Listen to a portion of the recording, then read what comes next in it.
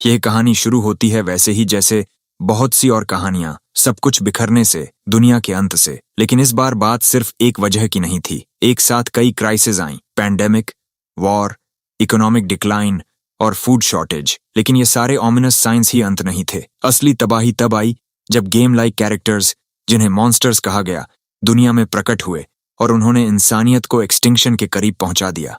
इसके बाद जो हुआ वो बिल्कुल वैसा था जैसा नॉवेल्स में होता है। मेटा ह्यूमंस, यानी खास पावर्स वाले लोग दिखने लगे सिर्फ 3 दिन बाद, जब सारी मैडनेस शुरू हुई थी। और तभी हम मिलते हैं अपने प्रोटैगनिस्ट से, एक जंकी जो आराम से चिप्स खा रहा है और सोडा पी रहा है जैसे कोई लेजी संडे आफ्टरनून हो। और ऑनेस्टली यही बात होपफुल लगती है। दुनिया पूरी तरह खत्म नहीं हुई। इस जंकी का इस तरह चिल करना ही इस बात का सबूत है। लेकिन यह भी सच्चाई है कि वो अकेला है। ये ख्याल उसे थोड़ा सैड कर देता है। वो अकेला बचा है अपने 100 स्क्वायर मीटर के अपार्टमेंट में। माँ बाप, दादा दादी सब बाहर हैं। अब देखो, उसके पिता ने ही ये अपार्टमेंट खरीदा था 200 मिलियन वन का लोन लेकर, और फैमिली की सारी एसेट्स भी गिरवी रख दी थी जिनकी वैल्यू भी 200 मिलियन वन थी। प्रोटैगनिस्ट का यहाँ रहना इसलिए जरूरी था क्योंकि टैक्स बेनिफिट के लिए एक कंडीशन थी। कम से कम 2 साल तक कोई इस प्रॉपर्टी में रहना चाहिए था। फैमिली इस घर को खाली नहीं छोड़ सकती थी, इसलिए वो यहाँ रह गया। और तभी से अपोकलिप्स के बाद से वो यहीं लॉक्ड है। वो अपना फोन देखता है, नो इंटरनेट, और ये बात उसे और सैड कर देती है। लेकिन तभी एक जोरदार रोर से सब कुछ हिल जाता है। वो ऊपर देखता है, एक मॉन्स्टर आसमान से ग्लाइडिंग करता हुआ उसके अपार्टमेंट की तरफ आ रहा है। जैसे जैसे वो करीब आता है, अपना गंदा मुंह खोलता है, उसे खाने के लिए तैयार। प्रोटैगनिस्ट दंग रह जाता है। उसे लगने लगता है कि अब उसका एंड आ गया है। लेकिन तभी कुछ अजीब होता है। उसके सामने एक सिस्टम नोटिफिकेशन फ्लैश होती है, a subject not permitted is trying to enter. Surprisingly उसे ये देखकर कोई शॉक नहीं होता, क्योंकि यही सिस्टम उसकी नाव तक की सर्वाइवल का रीजन रहा है। लेकिन ये सिस्टम अब उसका नाइटमेयर भी बन गया है। वो हर कोशिश करता है, डोर को स्विंग करता है, जोर से किक करता है, लेकिन दरवाजा खुलता ही नहीं। 3 दिन हो गए हैं अपोकलिप्स को शुरू हुए, और यही डैम एबिलिटी उसे जिंदा रखे हुए है। लेकिन इसी की वजह से वो इस अपार्टमेंट में फंसा भी है।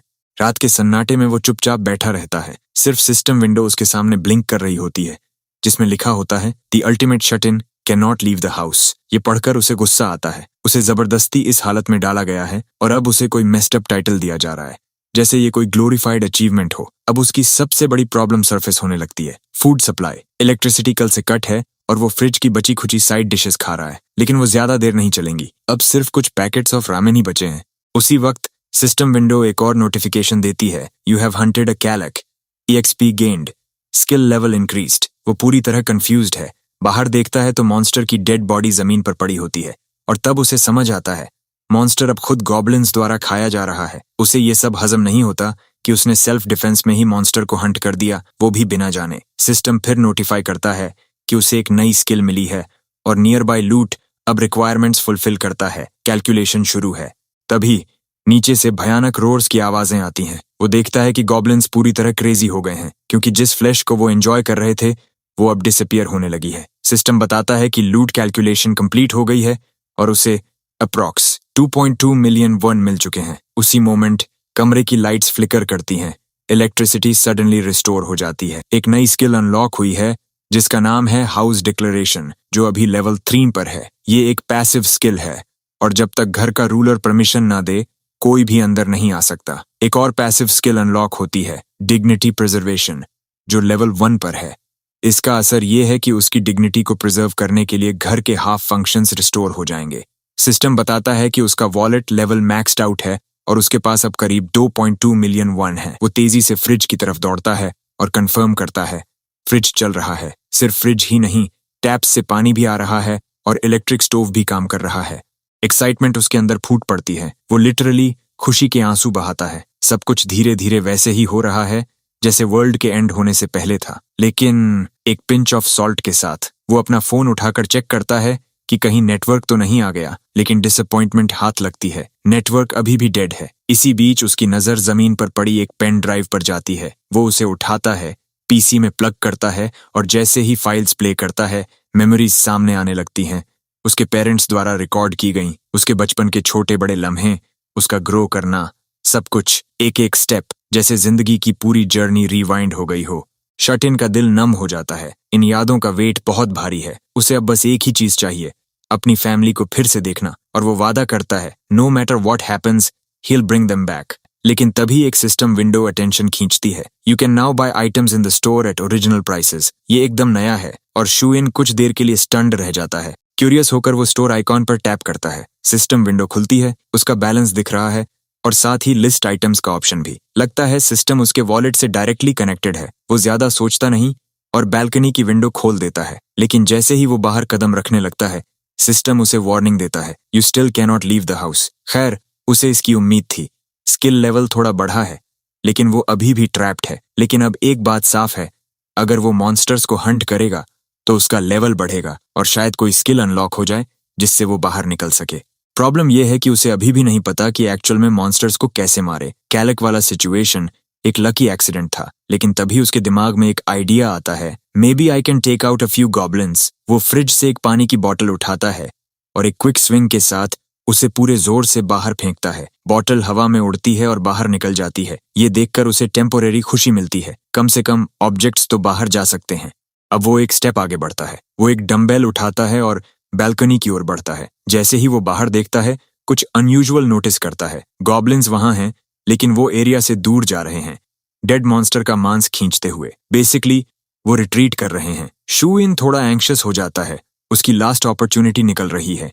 बिना ज्यादा सोचे वो तेजी से डंबेल को स्विंग करता है और बाहर फेंकता है, लेकिन डंबेल गॉब्लिन को न लगकर सीधा डेड मॉन्स्टर के बॉडी पर गिरता है। इससे गॉब्लिन्स का ध्यान उसकी ओर अट्रैक्ट हो जाता है। उसका दिल जोर से धड़कने लगता है। अब उन्होंने उसे देख लिया है। वो डर से पसीना पसीना हो जाता है। उसके पास एक और डंबेल बचा है, लेकिन वो उसे वेस्ट नहीं करना चाहता। प्रॉब्लम यह है कि उसके पास घर में और कुछ ऐसा नहीं है जिससे वो मॉन्स्टर्स को मार सके, और वो इतना स्ट्रांग भी नहीं है कि टीवी या कंप्यूटर उठाकर बाहर फेंक सके। गॉब्लिन्स अब ज्यादा फ्यूरियस दिख रहे हैं। उस पर चीजें फेंकने वाले इस बास्टर्ड से पूरी तरह चिढ़ चुके हैं। उन्हें इतना गुस्से में देखकर शूइन की हालत खराब हो जाती है। वो रियलाइज करता है कि गॉब्लिन्स अब बिल्डिंग पर चार्ज करने वाले हैं, लेकिन स्ट्रेंजली इनफ ये उतना बुरा नहीं है जितना लगता है। यही तो वो चाहता था। अब गॉब्लिन्स पास आ रहे हैं और वो बिना मिस किए उन पर एम कर सकता है। This is his chance. तभी उसे स्टोर ऑप्शन याद आता है। वो जल्दी से सिस्टम पैनल एक्टिवेट करता है, स्टोर खोलता है और लिस्ट आइटम पर प्रेस करता है। सिस्टम पूछता है, do you want to list the dumbbell? वो हाँ करता है। सिस्टम डंबेल को स्कैन करता है। आइटम अनलॉक्ड इन स्टोर। अब डंबेल स्टोर में अनलॉक हो चुका है और वो अब इसे करीब 17,000 वन में दोबारा खरीद सकता है। शू इन चौंक जाता है जब उसे पता चलता है कि ये वही कीमत है जो उसने पहले ऑनलाइन दी थी। वो 2 डंबेल्स खरीद लेता है। जैसे ही ट्रांजैक्शन कंप्लीट होता है, सिस्टम विंडो नीली लाइट के साथ फ्लैश करती है और डंबेल धीरे धीरे मटेरियलाइज होने लगता है। हमारे बंदे का चेहरा खुशी से चमकने लगता है। उसकी खुशी की चीखें उसके अपार्टमेंट से बाहर तक सुनाई देती हैं। अगले ही पल वो पूरे जोर से डंबेल फेंकता है और बैम, वो सीधा एक हरे गॉब्लिन के सिर पर जाकर लगता है और उसे वहीं ढेर कर देता है। इसी प्रोसेस में शू इन को एक्सपी और करीब 3,000 वन मिलते हैं, जो सीधा उसके वॉलेट में आ जाते हैं। वो खुशी से झूम उठता है। रिवॉर्ड देखकर तो वो और भी एक्साइटेड हो जाता है। नीचे गॉब्लिन्स डर और कंफ्यूजन में अपने साथी की लाश को घूरते रह जाते हैं, लेकिन उनके दुहक का अंत नहीं होता, क्योंकि तभी एक और डंबेल हवा में उड़ता हुआ आता है। सब गॉब्लिन्स डर के मारे इधर उधर भागते हैं और इस बार कोई नहीं बचता। पर यह शॉट मिस हो जाता है और शू इन थोड़ा अनॉयड हो जाता है। फ्रस्ट्रेशन में आकर वो 3 और डंबेल्स खरीदता है और तुरंत फेंक देता है। इस बार एक गॉब्लिन ढेर हो जाता है। सिस्टम तुरंत नोटिफाई करता है कि उसने एक लेवल 6 गॉब्लिन को मारा है। यूजुअल पैसे तो मिलते ही हैं, पर सबसे बड़ी बात यह होती है कि उसकी स्किल लेवल अब बढ़ गई है और एक नई एबिलिटी अनलॉक हो चुकी है। उसे अब एक ऑल्टरनेट डिमेंशन में आइटम स्टोर करने की पावर मिल गई है। एक्साइटमेंट में वो कमांड देता है, ओपन स्टोरेज। सिस्टम उसे पूछता है, क्या वो डंबेल को स्टोरेज में रखना चाहता है? शू इन बिना सोचे हाँ कर देता है। डंबेल पिक्सेलेट होकर डिसअपीयर हो जाता है और सिस्टम विंडो कंफर्म करता है, non slip 3 kilo dumbbell successfully stored. फिर सिस्टम पूछता है, क्या कोई आइटम समन करना है? उसका चेहरा खुशी से चमक उठता है। वो यस कहता है और डंबेल तुरंत उसके हाथ में प्रकट हो जाता है। अब वो किसी भी समय कोई भी आइटम अपने हाथ में समन कर सकता है। इस रियलाइजेशन से वो अंदर से विकेडली खुश हो जाता है। अब उसके दिमाग में सभी पॉसिबल कॉम्बोज घूमने लगते हैं। वो फैसला करता है, अब अल्टीमेट प्लान एग्जीक्यूट करने का वक्त आ गया है। वो धीरे धीरे और डंबल्स खरीदता है और सबको स्टोरेज में जमा करता है। जैसे ही तैयार हो जाता है, कमांड देता है, ओपन स्टोरेज। और एक ही बार में दर्जनों डंबल्स अपीयर हो जाते हैं, जैसे उसने बेबीलोन के गेट्स की पकड़ ली हो। वो उन्हें ऐसे गिराता है जैसे वो गिलगमेश हो। गॉब्लिन्स ऊपर देखते रह जाते हैं, कहीं ऑ में, कहीं टेरर में, और जैसे ही डंबल्स गिरने लगते हैं, एक एक करके गॉब्लिन्स गिरते जाते हैं। शुइन हर गिरते गॉब्लिन के साथ एक्सपी कमा रहा है। टोटल मिलाकर उसे इस वन मूव से करीब 24,001 मिलते हैं। सिस्टम पूछता है, would you like to list additional items, और हमारा बंदा तुरंत यस कहता है। स्टोर में वो 10 आइटम्स तक लिस्ट कर सकता है, तो वो ग्रोसरीज से लेकर जरूरी चीजें और यहाँ तक कि वही डंबल जो उसने इस्तेमाल किया था सब लिस्ट कर देता है और अपना पैसा वापस पा लेता है। लेकिन तभी उसकी नजर एक अजीब बात पर जाती है। उसके अकाउंट से 1 कम हो गया है। वो सोचता है क्यों, तभी उसे समझ आता है फ्रिज चल रहा है और साथ ही इलेक्ट्रिसिटी, गैस और वाटर बिल्स धीरे धीरे उसके पैसे खा रहे हैं। ये रियलाइजेशन काफी परेशान करने वाला है, क्योंकि उसके पास कोई स्टेडी इनकम नहीं है जिससे वो घर का खर्च चला सके। अब जब से उसने डंबेल से गॉब्लिन्स को मारा है, वो सब डर के मारे भाग गए हैं और अपनी ओल्ड नेस्ट छोड़ दी है। तब से अब तक वो सिर्फ 2 और गॉब्लिन्स को मार पाया है और उसे पता भी नहीं कि आसपास कोई और क्रीचर बचा है या नहीं। जब वो नीचे देखता है तो सिर्फ एक सड़ी हुई मॉन्स्टर की सिर दिखाई देता है। शुइन समझता है कि अगर अब कुछ शिकार नहीं मिला तो उसका सर्वाइवल मुश्किल हो जाएगा। वो हार कर आसमान की ओर देखता है, अपने उदास चेहरे के साथ, उम्मीद में कि शायद कोई उड़ता हुआ मॉन्स्टर दिख जाए, और लगता है इस बार किस्मत भी उसके साथ है, क्योंकि अचानक उसे आसमान में एक जायंट मॉन्स्टर उड़ता हुआ दिखता है। शुइन थोड़ी देर के लिए शॉक्ड रह जाता है, लेकिन वो इस मौके को वेस्ट नहीं करना चाहता जो किस्मत ने उसके सामने परोसा है। वो तुरंत हंट की तैयारी में लग जाता है। वो एक बड़ी स्पून को लैडर से बांधता है और उसे बैल्कनी से बाहर एक्सटेंड करता है, क्योंकि वो बाउंड्री के बाहर जा नहीं सकता। जैसी उम्मीद थी, मॉन्स्टर को आखिरकार बिल्डिंग से आती चमक दिख जाती है, और जैसे ही उसकी नजर शुइन पर पड़ती है, वो सीधा उसकी ओर चार्ज करता है, उसे जिंदा खा जाने के इरादे से। जैसे ही मॉन्स्टर बैरियर से टकराता है, उसका सिर बाउंस होकर पीछे चला जाता है। शुइन को लगता है ये तो डन डील है और अब लेवल अप पक्का है, लेकिन तभी मॉन्स्टर अपने पंख जोरों से फड़फड़ाने लगता है। उसके विंग्स से उठी हवा इतनी जोरदार होती है कि शुइन सीधा खड़ा भी नहीं हो पाता। वो बार बार पीछे की ओर धकेला जा रहा होता है। कुछ ही देर में मॉन्स्टर उसकी नजरों से गायब हो जाता है, लेकिन जैसे ही वो बैल्कनी से झांक कर देखता है, वो दंग रह जाता है। मॉन्स्टर अब उसकी खिड़की के ठीक बाहर बैठा है। वो डरावना जानवर उसके ऊपर दहाड़ता है। उसका मुंह पूरा खुला हुआ है, ट्विस्टेड जीभ लटक रही है और लार टपक रही है, जैसे उसने शुइन को अपने टेस्टी स्नैक के रूप में चुन लिया हो। शुइन इतना डर गया है कि हिल भी नहीं पा रहा। मॉन्स्टर अपना मुंह बंद करता है और अपनी हार्ड बीक से बैरियर पर हमला करता है। सिस्टम तुरंत वार्निंग देता है, unauthorised entity attempting to enter. लेकिन चाहे जितनी ताकत से भी वो हमला करता रहे, बैरियर टूटती नहीं। हर टक्कर बेअसर लगती है, मगर उसकी ताकत देखकर शुइन को अब डाउट होने लगता है कि क्या ये बैरियर सच में टिक पाएगा। किसी भी रिस्क से बचने के लिए वो तुरंत अपना स्टोर खोलता है। शुइन स्टोर में जाकर सारे लिस्टेड आइटम्स को चेक करता है कि क्या उसे कुछ यूजफुल मिल सकता है। अभी तक जो उसने नोटिस किया है वो ये कि लूट कैलकुलेटर तभी एक्टिवेट होता है जब कोई कॉर्प्स प्लेयर के पास हो। उसके कई गॉब्लिन हंट्स असफल रहे, क्योंकि कुछ सर्वाइवर्स अपने साथियों की बॉडीज उठा ले गए थे और वो लूट में काउंट नहीं हुई। मतलब अगर बॉडी और प्लेयर के बीच एक तय दूरी से ज्यादा गैप हुआ तो लूट एक्टिवेट नहीं होता। यही रीजन है कि वो अब एक ही शॉट में मॉन्स्टर को खत्म करना चाहता है। तभी उसकी नजर स्टोर में रखी 900 ml की कनोला ऑयल बॉटल्स पर जाती है। बिना वक्त गंवाए वो 10 बॉटल्स खरीद लेता है। जैसे ही ट्रांजैक्शन कंप्लीट होता है, सारी बॉटल्स उसके पैरों के पास अपीयर हो जाती हैं। वो सबको उठा लेता है, फिर स्टोव पर एक पैन रखता है और उसमें पूरा तेल डालकर हीट चालू कर देता है। इसके बाद वो ब्रूम स्टिक उठाता है, उस पर डिस्पोजेबल पेपर लपेटता है और अच्छे से टेप करता है। अब वो पेपर को ऑयल से सोक करता है और फिर स्टोर खोलकर उस गर्म ऑयल को लिस्ट करता है। सिस्टम अनाउंस करता है, boiling hot canola oil listed successfully. अब वो लाइटर उठाता है और सोक्ड पेपर को आग लगाता है। आग तुरंत पकड़ लेती है। अब वो खिड़की के पास आता है। बाहर वही मॉन्स्टर अभी भी अपार्टमेंट की छत पर बैठा है, अपनी प्रे का इंतजार करता हुआ। लेकिन वो नहीं जानता कि उसकी शिकार अब उसका प्रेडेटर बन चुकी है और वो अपने एंड से बस एक कदम दूर है। शुइन जल्दी से सिस्टम को कमांड देता है, समन ऑयल।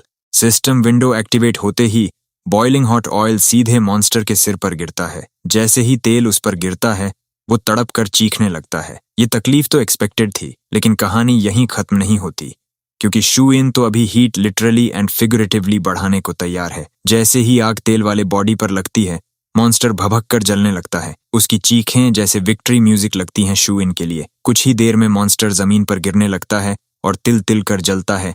जैसे ही वो गिरता है, उसकी एग्नी खत्म होती है। सिस्टम विंडो पॉप होता है। कंग्रेचुलेशंस, you've defeated a कैलक।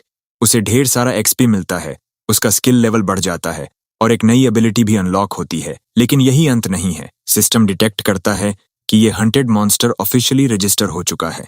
सिस्टम हंटेड मॉन्स्टर को डिटेक्ट कर लेता है और उसे लूट के रूप में रजिस्टर करता है। जैसे ही लूट कैलकुलेशन कंप्लीट होती है, शू इन को 9 मिलियन से ज्यादा की रिवॉर्ड मिलती है। ये मैसिव अमाउंट देखकर वो लिटरली बॉन्कर्स हो जाता है। एक और नोटिफिकेशन पॉप होता है, रिक्वायरमेंट्स फुलफिल हो चुके हैं और अब टेरिटरी एक्सपेंशन शुरू हो रही है। अचानक पूरा बिल्डिंग जोरों से हिलने लगता है, या कम से कम शू इन को ऐसा फील होता है। साथ ही एक अजीब सेंसेशन उसके दिल को जकड़ लेता है और उसकी पर्सपेक्टिव एक्सपैंड होने लगती है। ये स्ट्रेंज फीलिंग और भी इंटेंस होती जाती है, जिससे उसका दिल और ज्यादा दुखने लगता है, जबकि उसकी सेंसेस लगातार ग्रो कर रही होती हैं। एक पॉइंट पर तो वो लिटरली दूसरी अपार्टमेंट्स के अंदर तक देख सकता है। उसे एक अपार्टमेंट में एक सर्वाइविंग फैमिली दिखती है, जिससे वो पूरी तरह बिविल्डर्ड हो जाता है। उसे कभी लगा ही नहीं था कि यहाँ उसके अलावा कोई और भी रहता है। उसकी आंखों का कलर अचानक चेंज हो जाता है और उसे समझ नहीं आता कि उसके साथ हो क्या रहा है। कुछ ही समय में वो नॉर्मल हो जाता है और फिर से चीजों को ऑब्जर्व करने लगता है जैसे पहले करता था। फिर सिस्टम इन अनएक्सपेक्टेड पड़ोसियों को इंट्रोड्यूस करता है। पहला एडल्ट है चॉय ह्यूंग जून, लेट 30s का एक हस्बैंड। दूसरा एडल्ट है पार्क हान, उसकी वाइफ जो भी लेट 30s की है। उनके साथ हैं 2 बेटियां, चॉय नान उनकी 6 साल की फर्स्ट बॉर्न और चॉय स्यूअन 3 साल की छोटी बेटी। सिस्टम बताता है कि ये लोग उसकी टेरिटरी के सिटीजन्स बनने की रिक्वायरमेंट्स को फुलफिल करते हैं। सिस्टम पूछता है क्या वो उन्हें सिटीजनशिप देना चाहता है। शू इन अनश्योर होता है कि अगर वो सिटीजनशिप न दे तो क्या होगा। सिस्टम तुरंत जवाब देता है जो भी बीइंग्स सिटीजनशिप नहीं पाएंगे उन्हें घर से बाहर निकाल दिया जाएगा और वो मॉन्स्टर्स के लिए वल्नरेबल होंगे। ये सुनते ही शू इन एक हाई रोड लेता है। सेल्फिश बनने के बजाय वो डिसाइड करता है कि एक जेनरस लैंडलॉर्ड बनेगा। जैसे ही वो कमांड देता है, सिस्टम अनाउंस करता है चॉय ह्यूंग जून, पार्क हान, चॉय नान और चॉय स्यूअन को सिटीजनशिप मिल चुकी है। शू इन को ये डिसीजन बहुत अच्छा लगता है क्योंकि उसे लगता है कि शायद इससे उससे जुड़ी और भी स्किल्स अनलॉक होंगी। वो सिस्टम को चेक करता है और सिस्टम अनाउंस करता है कि उसे एक नई स्किल मिली है, अल्टीमेट आइज। लेकिन शू इन इतना सेटिस्फाई नहीं होता और सिटीजनशिप से जुड़ी बाकी चीजें एक्सप्लोर करने लगता है। सिस्टम एक और नोटिफिकेशन दिखाता है, एक नई पैसिव स्किल, रूलर डिक्लेरेशन। ये स्किल इंश्योर करती है कि किसी को भी रूलर की परमिशन के बिना घर में एंटर करने की इजाजत नहीं है। साथ ही एक नया आइकॉन भी दिखता है, सिटीजनशिप मैनेजमेंट। शू इन तुरंत उसे एक्सप्लोर करता है। वो देखता है कि सभी 4 सिटीजन्स लिस्ट में हैं। उनके पावर लेवल्स और ट्रस्ट लेवल्स के साथ सबसे ज्यादा जो चीज उसकी नजर पकड़ती है वो ये है कि वो 600 तक सिटीजन्स होल्ड कर सकता है। 600 कोई स्मॉल नंबर नहीं है बल्कि शॉकिंग है। वो एक सिटीजन का नाम प्रेस करता है और उसकी सारी इंफॉर्मेशन देखने लगता है, उसका एक्सपीरियंस, डिस्ट्रीब्यूशन रेट और मनी डिस्ट्रीब्यूशन रेट तक। सिस्टम उसे 2 ऑप्शंस देता है, या तो उसे क्वेस्ट असाइन करे या उसे टेरिटोरी से एक्सपेल कर दे। एक्सपीरियंस और मनी डिस्ट्रीब्यूशन का मतलब उसे क्लियर नहीं होता, लेकिन उसे अंदाजा है कि शायद ये इस बात को डिफाइन करता है कि सिटीजन्स उसे कितना एक्सपीरियंस और पैसा देंगे और वो खुद रेट डिसाइड कर सकता है। ये उसे लिटरल चीट कोड जैसा फील होता है। वो क्वेस्ट ऑप्शन पर ध्यान देता है और सोचता है कि ये कैसे काम करता है। क्यूरियोसिटी में वो क्वेस्ट बटन दबाता है। एक नया स्क्रीन ओपन होता है। वो क्वेस्ट डिस्क्रिप्शन, डेडलाइन, रिवॉर्ड और फेलियर पेनल्टी तक कस्टमाइज कर सकता है। बिना ज्यादा सोचे वो चॉय ह्यूंग जून को एक सिंपल टास्क असाइन करता है, 168 आवर्स में एक गॉब्लिन मारना।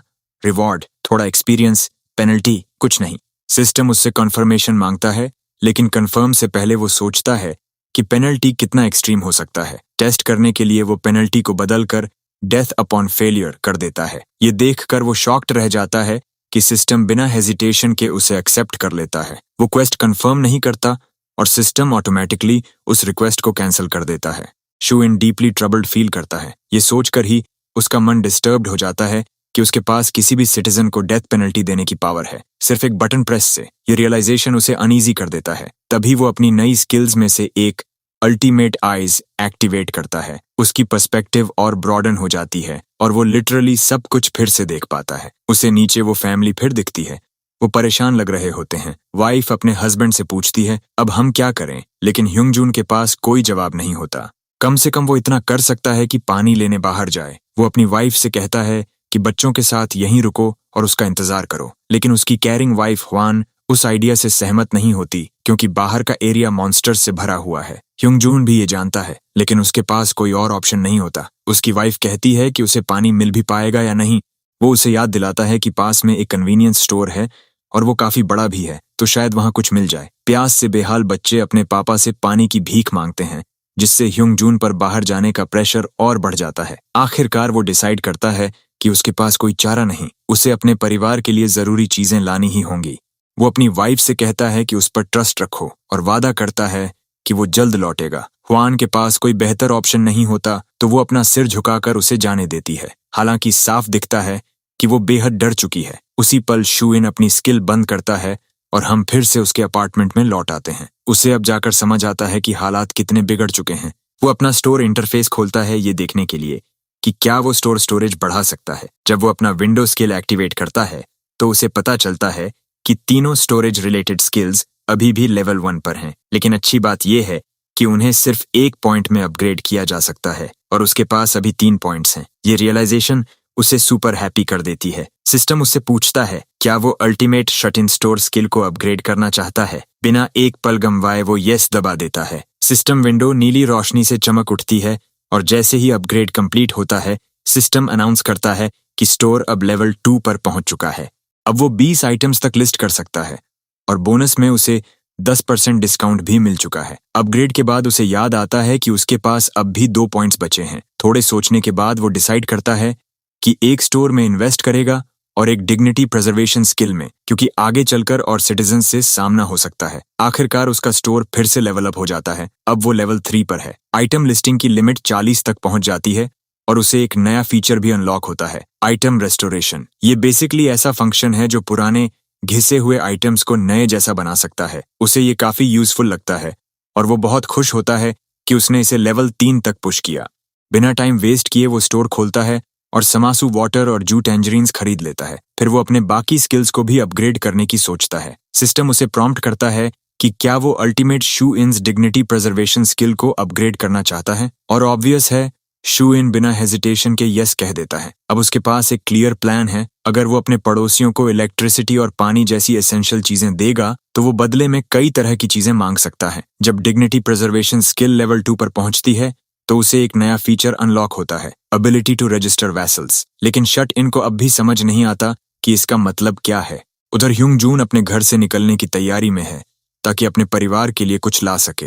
हुआन बमुश्किल अपने हस्बैंड को अकेले जाते हुए देख पाती है, लेकिन वो अपनी बेटियों को समझाता है कि वो जल्दी लौट आएगा। वो उन्हें इनकरेज करता है कि वो ब्रेव बने और उसके लौटने तक घर की रक्षा करें। बच्चियां विजिबली डरी हुई होती हैं। उनकी छोटी वॉइसेस कांपती हैं जब वो अपने पापा से रुकने की भीख मांगती हैं। ह्यूंग-जून उन्हें सॉफ्टली सिर पर थपथपाता है और वादा करता है कि वो सबके लिए खाना और पानी लाएगा। वो उन्हें कहता है कि उसकी गैरहाजिरी में वो अपनी माँ की बात माने। तभी एक बेटी खुद को रोक नहीं पाती।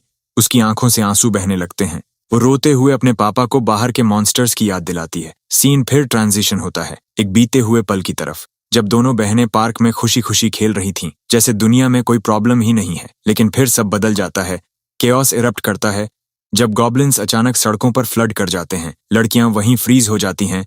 उनके चेहरे की खुशी डर में बदल जाती है। वो प्लेग्राउंड से जितनी तेज भाग सकती हैं भागती हैं। बड़ी बहन अपनी छोटी बहन का हाथ पकड़ लेती है। तभी उनके पापा बड़ी लड़की को पकड़ लेते हैं और माँ छोटी को। पूरी फैमिली मिलकर अपनी जान बचाने के लिए भागती है। जब ह्यूंग-जून को बीते वक्त की वो दहशत याद आती है तो वो बाहर कदम रखने से पहले रुक जाता है। वो अपनी बेटियों को छोड़कर जाना नहीं चाहता, खासकर तब जब ये उनकी आखिरी मुलाकात भी हो सकती है। लेकिन उसके पास कोई चॉइस नहीं है। A man's got to do what a man's got to do। तभी अचानक दरवाजे का नॉब हिलने लगता है और सब चौंक जाते हैं। ह्यूंग-जून एक हाथ में गोल्फ क्लब थामे धीरे धीरे दरवाजे की ओर बढ़ता है। दरवाजे की हलचल एकदम रुक जाती है, लेकिन तभी बाहर से एक इंसानी आवाज सुनाई देती है जो कहती है दरवाजा खोलो। ये सुनकर ह्यूंग-जून और भी ज्यादा डर जाता है। उसे यकीन ही नहीं होता कि बाहर वाकई कोई इंसान हो सकता है, लेकिन ये कोई मॉन्स्टर भी हो सकता है। इसलिए वो रिस्क नहीं लेना चाहता। बाहर खड़ा लड़का बार बार पुकारता रहता है, लेकिन फिर अचानक सब शांत हो जाता है। ह्यूंग-जून को लगता है कि जो कोई भी था वो चला गया, लेकिन तभी दरवाजा खुद ब खुद खुल जाता है और तेज रोशनी अंदर फैल जाती है। वो तुरंत अपनी फैमिली को खींचकर पास ले आता है, लेकिन घबराने की जरूरत नहीं है। बाहर कोई मॉन्स्टर नहीं, बल्कि वही लड़का खड़ा है, हाथ में प्लास्टिक बैग लिए हुए। ह्यूंग-जून पूछता है तुम कौन हो? लड़का खुद को नेक्स्ट डोर नेबर किम जुन बताता है। वो बताता है कि उसके पास पानी और टैंजरीन्स हैं और जब सब खा पी लें तो वो थोड़ी देर बात करना चाहता है। अब हमें फाइनली अपने प्रोटैगनिस्ट का नाम पता चल चुका है, जून। अब से हम उसे शट इन नहीं बल्कि उसके असली नाम से बुलाएंगे। ह्युंग जून थोड़ी देर के लिए चौंकता है, लेकिन फिर उसे याद आता है कि उसकी फैमिली को सच में पानी और खाना चाहिए। उसे कोई रीजन नहीं दिखता इस मदद को ठुकराने का। अंदर ही अंदर उसे लगता है कि शायद ये लड़का उनकी मदद कर सकता है, इसलिए वो जून को वार्मली घर के अंदर इनवाइट करता है। उधर छोटी बच्चियां पूरी तरह डर चुकी होती हैं। उन्हें बिल्कुल नहीं पता ये अजनबी कौन है और उनकी घबराहट उनके चेहरों से साफ झलकती है। उनकी हेजिटेशन इतनी ज्यादा होती है कि जून भी आसानी से उस टेंशन को फील कर सकता है। उसे लगने लगता है कि शायद उसका सडन अपीयरेंस उनके लिए ज्यादा शॉकिंग रहा। वो बैठता है और घर के चारों ओर नजर डालता है। चारों ओर अंधेरा छाया हुआ है। उसे लगता है कि इस फैमिली ने जानबूझकर अपने अपार्टमेंट को पूरी तरह से कर्टन्स से ढका है और उसे ये स्ट्रेटेजी काफी स्मार्ट लगती है। इससे बाहर के मॉन्स्टर से बचने की संभावना बढ़ जाती है। जून के दिमाग में सबसे पहले जो आता है वो है रूम में थोड़ी लाइट लाना। जैसे ही वो इस थॉट पर फोकस करता है, रूम अचानक रोशन हो जाता है। ह्युंग जुन चौंक कर उस लाइट को देखता है जो वापस आ गई है। जून वाटर बॉटल निकालता है और कहता है, अब हैरान होने का टाइम नहीं, बच्चों को ये दो। आदमी बिना वक्त गंवाए बॉटल पकड़ता है और अपनी बच्चियों को देता है। दोनों प्यास से बेहाल बच्चियां पानी गटकने लगती हैं। हर एसआईपी उन्हें रिलीफ देता है। छोटी बेटी सियोन तो जल्दी पीने की वजह से हल्का सा चोक कर जाती है। जब वो पी लेती हैं, जून डिसाइड करता है कि अब कुछ और ट्रीट करना चाहिए। वो एक जूसी टैंजरीन निकालता है और सियोन को देता है। उसकी आंखें खुशी से चमक उठती हैं और वो फ्रूट देखकर लार टपकाने लगती है। लेकिन इससे पहले कि वो उसे खा पाए, उसकी माँ खुद उसे छीलती है और टुकड़े उसके मुंह में डालती है। टैंजरीन का रस जैसे ही सियोन के मुंह में बर्स्ट होता है, उसकी खुशी हद पार कर जाती है। उसका चेहरा एक्साइटमेंट से भर जाता है। उसकी माँ पूछती है, अच्छा है? और सियोन बस यस में सिर हिला देती है। बड़ी बहन नियॉन भी तुरंत टैंजरीन मांगने लगती है। जब वो पहला बाइट लेती है, उसकी रिएक्शन भी वैसी ही होती है। प्योर जॉय, स्वीटनेस उसकी सेंसेस पर पूरी तरह छा जाती है। उधर जून के सिस्टम में नॉन स्टॉप नोटिफिकेशंस आने लगते हैं। लगता है पूरे परिवार का ट्रस्ट लेवल उसके प्रति बढ़ गया है। सियोन का ट्रस्ट तो 50 तक पहुंच गया है, जिससे उसका लॉयल्टी स्टेट 30 पार कर चुका है। सिस्टम बताता है कि चो सियोन अब जून की वैसल बनने की रिक्वायरमेंट फुलफिल कर चुकी है और वो लेवल 2 पर पहुंच चुकी है। जून थोड़ी देर के लिए सोच में पड़ जाता है। हालांकि वो एलिजिबिलिटी में फिट बैठती है, लेकिन वो अब भी बहुत छोटी है। रेगुलर सिटीजन्स की तरह वो सिर्फ 10 वैसल्स रख सकता है, और वो भी ऐसे जिन्हें कम से कम चो ह्युंग जून जितना केपेबल होना चाहिए। हालांकि छोटी बच्चियों का ट्रस्ट बहुत तेजी से बढ़ा है, फिर भी उनके पिता ह्युंग जून अभी सिर्फ 31 पर हैं और जून जानता है कि ह्युंग जून इस परिवार का की पर्सन है, इसलिए उसका ट्रस्ट बढ़ाना जरूरी है। तभी ह्युंग जून उसकी ओर देखता है और सिंसियरली थैंक करता है उस काइंडनेस के लिए जो जून ने उनके परिवार के लिए दिखाई। ह्युंग जून ये स्वीकार करता है कि वो जून का एहसान चुकाना चाहता है, लेकिन फिलहाल उसे ये समझ नहीं आता कि कैसे कर सकता है। जून इसे सुनकर कहता है कि उन्हें कॉरिडोर में आकर बात करनी चाहिए। जब दोनों बाहर निकलते हैं, जून कैजुअली पूछता है कि क्या ह्युंग जून को अब तक सिटीजनशिप मिल चुका है। जैसे ही ये पूछा जाता है, ह्युंग जून के सामने एक सिस्टम विंडो खुल जाता है। वो मानता है कि करीब 30 मिनट पहले पूरे परिवार को सिटीजनशिप मिल चुका है, लेकिन उनके शरीर कुछ समय के लिए फ्रोजन हो गए थे। जून तुरंत समझ जाता है कि शायद ये सिटीजनशिप मिलने पर लोग कुछ वक्त के लिए फ्रोजन हो जाते हैं। वह ह्युंग जून से फिर से बात करता है और उसे आश्वासन देता है कि वो उसे पुरानी जिंदगी वापस लौटाने में पूरी मदद करेगा। ह्युंग जून पूरी तरह से हैरान हो जाता है, लेकिन जून फिर से वादा करता है कि वो उन्हें मॉन्स्टर्स से बचाएगा और कभी भी उनके घर में कोई क्रीचर घुसने नहीं देगा। ह्युंग जून थोड़ा संकोच करता है, लेकिन जून उसे यकीन दिलाता है कि यह संभव है।